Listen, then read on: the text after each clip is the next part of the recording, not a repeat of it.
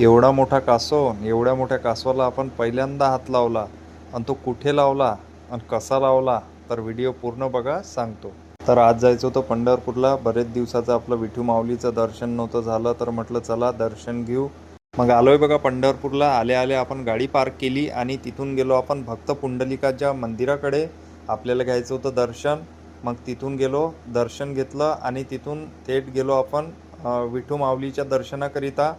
मग विठू माऊलीचं दर्शन वगैरे घेतलं आणि मित्रांनो ते पण तुम्हाला दाखवलं असतं दर्शन कशा प्रकारे घेतलं, पण आपल्याला फोन आतमध्ये नेता आला नाही म्हणून तुम्हाला दाखवू शकलो नाही. दर्शन वगैरे झालं आणि तिथून जायचं होतं आपल्याला वेळापूरला, अर्धनारी नटेश्वर तिथे मंदिरामध्ये दर्शन घेण्यासाठी. तर आलोय बघा आपण वेळापूरमध्ये.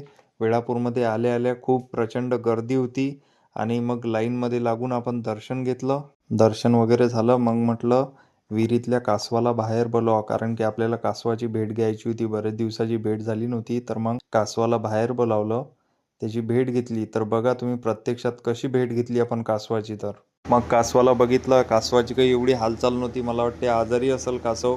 मग बघितलं आणि त्याला मग थोडा वेळ बघितला आम्ही आणि त्याला पाण्यामध्ये सोडून दिलं. कासव बघितला, सगळं झालं. तुम्हाला हे सांगितलंच नाही की कासव कुठला आहे. तर कासव आहे अर्धनारी नटेश्वर मंदिरामध्ये जे विहीर आहे त्या विहिरीतलाच कासव आहे. आता श्रावण महिन्यामध्ये तिथे भव्य यात्रा असते, तर एकदा अवश्य या दर्शन घ्यायला आणि अर्धनारी नटेश्वर मंदिरामध्ये येऊन दर्शन घ्या. तर व्हिडिओ आवडला असेल तर लाईक करा, शेअर करा, फॉलो करा. भेटू पुढच्या व्हिडिओमध्ये. नमस्कार.